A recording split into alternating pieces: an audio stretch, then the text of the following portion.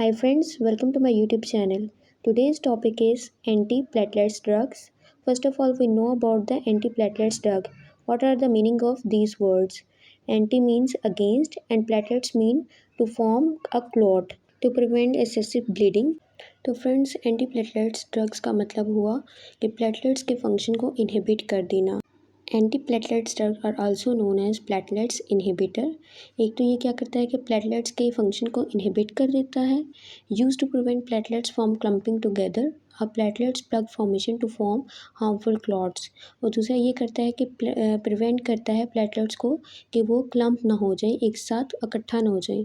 तो बेसिकली होता क्या है, जब भी हमारी बॉडी पे कहीं भी कट लग जाता है, इंटरनल या एक्सटर्नल इंजरी हो जाती है, तो वहाँ पर ब्लीडिंग स्टार्ट हो जाती है। और उसी ब्लीडिंग को रोकने के लिए वहाँ पर क्या आते हैं, प्लेटलेट्स आ जाते हैं। प्लेटलेट्स आकर क्या करते हैं कि वो क्लम्प बना लेते हैं। क्लम्प बनाते हैं तो वो क्या होता है कि ब्लड क्लॉट फॉर्मेशन हो जाती है। ब्लड क्लॉट फॉर्मेशन की वजह से क्या ब्लीडिंग स्टॉप हो जाती है और वो वुंड क्या होता है कि जल्दी हील अप होता है। और इसी की वजह से एंटीप्लेटलेट्स किसको कहते हैं कि यही जो ब्लड क्लॉट फॉर्मेशन हो रही है इसी को रोकते हैं, इसको ब्लड क्लॉट नहीं होने देते और वहाँ पर प्लग फॉर्मेशन प्लेटलेट्स की नहीं होने देते। और दूसरा ये कि अगर ऑलरेडी हमारी बॉडी में ब्लड क्लॉट्स फॉर्मेशन हो चुकी है तो उसके लिए हम एंटीप्लेटलेट्स ड्रग नहीं देंगे, उसके लिए हम थ्रोम्बोलिटिक ड्रग्स देंगे। एंटीप्लेटलेट्स ड्रग हम तब देते हैं कि बॉडी में या किसी आर्टरी में या वेन में ब्लड क्लॉट फॉर्मेशन ना हो, तो उसको प्रिवेंट करने के लिए हम लोग क्या देते हैं, एंटीप्लेटलेट्स ड्रग देते हैं। सो नाउ एंटीप्लेटलेट्स ड्रग को पढ़ने के लिए हमें हेमोस्टेसिस टर्म भी पढ़नी पड़ेगी ताकि उसे डिटेल से हम पढ़ सकें। Haemostasis means haemo means blood and stasis means stop. Stopping bleeding or hemorrhage from the body is hemostasis and blood clotting is a normal function of the body. It occurs in the series of overlapping processes called clotting cascade in which platelets and other proteins clotting factor play a vital role. तो जैसे body पे कोई भी cut लग गया है और bleeding हो रही है तो वो भी हमारा क्या आएगा, हेमोस्टेसिस में आएगा। और हेमेज एक्सेसिव ब्लीडिंग तो वो भी किस में आएगा, हेमोस्टेसिस में आएगा। क्योंकि ये होता है कि बॉडी में एक हमारा नॉर्मल फैक्टर क्या होता है, ब्लड क्लॉटिंग नॉर्मल फैक्टर होता है। अगर वो ना हो तो वो क्या होगा, एक्सेसिव ब्लड लॉस होगा। और ये किस में आ रहा है, हमारा हेमोस्टेसिस में आ रहा है। It occurs in the series of overlapping process called clotting cascade. मतलब स्टेप बाय स्टेप किस में आ रहा है, कौन सा प्रोसेस हो रहा है, क्लॉटिंग कैस्केड हो रहा है। In which the platelets and other protein clotting factor play a vital role. तो उसमें क्या हमें बताएंगे कि क्लॉटिंग फैक्टर आ रहा है, क्लॉटिंग फैक्टर जो वाइटल रोल प्ले कर रहा है। तो अब बात करते हैं क्लॉटिंग कैस्केड में, जिसमें क्या होता है कि स्टेप्स बाय स्टेप सारे फंक्शन परफॉर्म हो रहे हैं। तो उसमें फर्स्ट स्टेप आता है हमारा वेसो कंस्ट्रिक्शन, जिसमें क्या होता है कि प्राइमरी हेमोस्टेसिस हो रही है, मतलब वेसल्स की वेसो कंस्ट्रिक्शन, ब्लड वेसल की कंस्ट्रिक्शन हो जाना। Number 2, platelets plug formation. The platelet release serotonin vasoconstriction and ADP platelets adhesion thromboxane A2 TXA2 adhesion and vasoconstriction. First में क्या होता है कि हमारे पास सेरोटोनिन और एटीपी में प्लेटलेट्स एडिहियन हो रहे होते हैं और थ्रोम्बोक्सिन में क्या हो रहा है कि ये दोनों फंक्शन परफॉर्म हो रहे हैं। तो प्लेटलेट्स प्लग फॉर्मेशन कैसे होती है कि जैसे कोई कट लग जाता है बॉडी में किसी भी इंजरी साइट पे, तो क्या होता है कि प्लेटलेट रिलीज़ करते हैं सेरोटोनिन और एटीपी। वो क्या करता है, सेरोटोनिन वैसे कंस्ट्रिक्शन कर देता है, वेसल्स की कंस्ट्रिक्शन, और एटीपी क्या करता है, प्लेटलेट्स एडिहेन कर देता है। थ्रोम्बोक्सिन क्या करता है कि दोनों फंक्शन परफॉर्म करता है।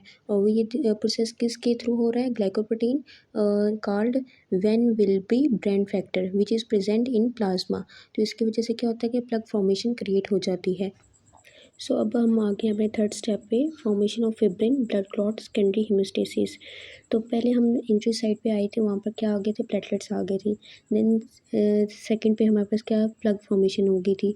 अब थर्ड पे हमारे पास क्या है, fibrin like structure, thread like structure वहाँ पर बन गया है कि क्लॉट को और स्टेबल करने के लिए। Now fourth one is dissolving of fibrin clot. तो उसको फिब्रिन क्लॉट को जो क्या होगा, डिसॉल्व करने के लिए वो क्या होगा, अपनी इंजरी साइड को दोबारा से स्टेबल करेगा ताकि वो दोबारा क्लियर जगह हो जाए। तो बॉडी डिफेंस मैकेनिज्म परफॉर्म करती है, जैसे कोई भी इंजरी हो गई है तो उसको आके कैसे प्रोटेक्ट करते हैं, तो वो परफॉर्म इधर करेगी। Now, what are the uses and indication of antiplatelets drugs?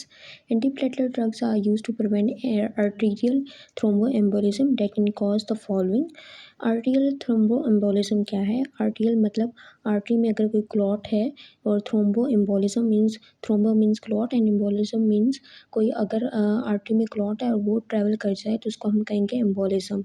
तो अगर वहाँ पर कोई भी क्लॉट है तो उसके लिए हम क्या देंगे? Anti platelets drugs. The first one is CAD, CAD, chronic artery disease. उसमें क्या होता है कि आर्टरी में ब्लॉकेज हो जाती है, ब्लड क्लॉट फॉर्मेशन होती है, जिसकी वजह से क्या ब्लड फ्लो नहीं हो रहा था। तो उसमें हम देते हैं antiplatelet drugs. Acute coronary syndrome, इसमें भी हम लोग क्या देते हैं कि एंटीप्लेटलेट ड्रग्स देते हैं कि अगर क्लॉट बन गया है, उसका साइज़ ज़्यादा इंक्रीज़ ना हो, तो उसके लिए भी हम लोग ये देते हैं। देन स्ट्रोक में क्या होता है कि ब्रेन की जो सेल्स होती हैं वो उनकी डेथ हो जाती है, क्योंकि वहाँ पर अगर ब्लॉकेज हो तो वो क्या होगी? सेल डेथ हो जाएगी, जिसकी वजह से स्ट्रोक हो जाएगा। और वहाँ पर हम लोग क्या देते हैं? एंटीप्लेटलेट ड्रग्स देते हैं, ताकि कोई भी क्लॉट फॉर्मेशन साइज़ उनका ज़्यादा इंक्रीज़ ना हो, अगर हो तो वो वहीं तक रुका हो। Now the next one is stroke and transient ischaemic attacks और मिनी स्ट्रोक्स। तो ये एक ही टाइप है, अगर मतलब ब्रेन की आर्टरी में क्लॉट है, क्लॉट फॉर्मेशन है। ट्रांजिएंट इस्केमिक अटैक वही होता है कि क्लॉट कोई आगे ट्रैवल कर जाए, जो ब्लड फ्लो रुका होगा वो क्या होगा कि वो फ्लो में आ जाएगा। और ये स्ट्रोक और transient ischaemic attack, mini stroke, ये बहुत ही लाइफ थ्रेटनिंग कंडीशंस हैं। तो इन्हें हमें जल्दी डायग्नोज करना चाहिए, असेस कर लेना चाहिए। तो वो हम असेस किस थ्रू करेंगे? Through the fast is F means facial expression, A for arm देखेंगे कि वो फ्लेक्शन एक्सटेंशन कर सकते हैं कि नहीं कर सकते। देन नेक्स्ट है हमारा पास एस फॉर स्पीच थेरेपी, हम देखेंगे कि वो साफ बोल सकता है कि नहीं बोल सकता।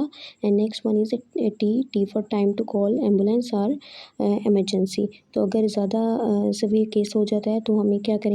Time to go to the hospital.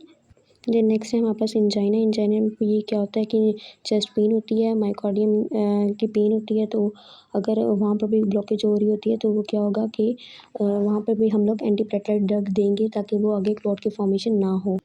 Because heart के मसल माइकार्डियम को प्रॉपर ऑक्सीजन मिल ही नहीं रही, तो वो क्या होगा कि वो ब्लॉकेज होगी, कि वो ब्लड फ्लो नहीं होगा। तो वहाँ पर हम लोग क्या देंगे? एंटीप्लेटलेट्स ड्रग देंगे एंजाइना में, और हम हार्ट अटैक में, दोनों में ये देंगे एंटीप्लेटलेट्स ड्रग्स। देन नेक्स्ट हमारे पास आता है क्रोनिक आर्टरी बाईपास ग्राफ्ट। ये क्या होती है? सर्जरी होती है कि जिसमें क्रोनिक आर्टरी को रिपेयर किया जाता है थ्रू द ग्राफ्ट। उसमें वेन हम लेते हैं, बॉडी की किसी भी पार्ट से हम वेन या ग्राफ्ट लेके उसको रिपेयर करते हैं, और उसमें हम लोग भी क्या दे सकते हैं? एंटीप्लेटलेट्स ड्रग्स दे सकते हैं, क्योंकि वहाँ पर भी ब्लॉकेज हुई होती है, और वो ताकि आगे ब्लॉकेज ना हो, इसीलिए एंटीप्लेटलेट्स ड्रग्स देते हैं। नेक्स्ट है क्रोनिक एंजियोप्लास्टी। इसमें क्या होता है कि क्रोनिक आर्टरी की अगर ब्लॉकेज हुई होती है तो उसको हम देखते हैं थ्रू एंजियोग्राफी के थ्रू हम देख के फिर उसको, अगर ब्लॉकेज कम हुई होगी तो हम उसको कहेंगे एंजियोप्लास्टी की तरफ जाएंगे। और अगर ब्लॉकेज ज़्यादा होगी तो स्टेंट नहीं डाल सकते उसमें, तो हम किसकी तरफ जाएंगे? Through the bypass surgery, through the coronary artery bypass graft. तो उसमें हम लोग ये करेंगे। So these are the indications of the antiplatelet drugs. In the next video, we will discuss about the side effect and adverse effect of the antiplatelet drugs. Hi friends, तो आज हम पढ़ेंगे मेन एंटीप्लेटलेट्स ड्रग्स। ऐसे कौन से main drugs हैं जो हम लोग दे सकते हैं कोरोनरी आर्टरी बाईपास सर्जरी में या जिसमें ब्लॉकेज हुई हो। तो वो मेन एंटीप्लेटलेट ड्रग्स ये हैं: oral antiplatelet drugs and IV antiplatelets drugs. Oral में हमारे पास आते हैं aspirin, first line of treatment is aspirin. Next है clopidogrel, dipyridamole, prasugrel, ticlopidine, sulfinpyrazone, cilostazol, aspirin and clopidogrel, prasugrel. ये हमारे पास most important oral antiplatelets drugs हैं। नेक्स्ट हमारे पास जो आते हैं IV एंटीप्लेटलेट्स ड्रग्स, वो हैं टिरोफिबान, एप्टिफिबाटाइड, एप्सिमाब। तो ये थे main antiplatelet drugs. Oral antiplatelet drugs वैसे तो हम लोग देते हैं एस्प्रिन, क्लोपिडोग्रिल और पैरासोग्रिल देते हैं, और अगर IV में हम दें तो ये हम लोग ड्रग्स देंगे। तो वैसे हम लोग इनके नाम तो मुश्किल है, लेकिन हमें ये मेन एंटीप्लेटलेट ड्रग्स को याद करना पड़ेगा, तो वो हम लोग लेक्चर में याद कर लें ताकि हमारे लिए ईजी रहेगा। तो अब बात करते हैं एस्प्रिन की। एस्प्रिन जो है वो मोस्ट इम्पॉर्टेंट एंटीप्लेटलेट ड्रग है, और ये मोस्ट कॉमन भी है। Antiplatelet drugs are absorb quickly and reach peak concentration about 1 to 2 hours, मतलब ये अपना असर काम करना स्टार्ट कर देता है और इसका इफ़ेक्ट कितना रहता है, लास्ट फॉर 10 days तक, मतलब इसका इफेक्ट रहता है। मैकेनिज्म ऑफ एक्शन क्या है इसका ये है कि ये irreversibly inhibiting the enzyme of COX enzyme cyclooxygenase को इनहिबिट करता है और किसको एक्टिव करता है, थ्रोम्बोएक्सिन का फंक्शन क्या था, उसको एडहीन भी करता था और वो कंस्ट्रक्शन भी करता था। ये दोनों इसके फंक्शन हैं। TXA2 is important platelet plug formation, मतलब वो इसकी क्या करेगा, इंपॉर्टेंट है प्लग फॉर्मेशन में भी ये एंजाइम इंपॉर्टेंट है। All other NSAIDs also inhibits TXA2 but lesser value than aspirin. NSAIDs क्या है, non steroidal anti inflammatory drugs हैं, वो क्या करेंगे, इनहिबिट करेंगे TXA2 को but lesser than the aspirin. और इसका इफेक्ट क्या होगा कि एस्प्रिन का ज़्यादा इफेक्ट है बाकी किसी और ड्रग्स से। अब बात करते हैं इसके डोज की। लोडिंग डोज हमारे पास आता है एस्प्रिन का, इसमें है हमारे पास है 300 mg। फिर आता है हमारे पास 75 to 325 mg milligram orally once daily, मतलब इसका हमारे पास डोज कितना होगा, वंस हम डेली ले सकते हैं ओरली, वो भी डॉक्टर की प्रिस्क्रिप्शन के साथ ले सकते हैं।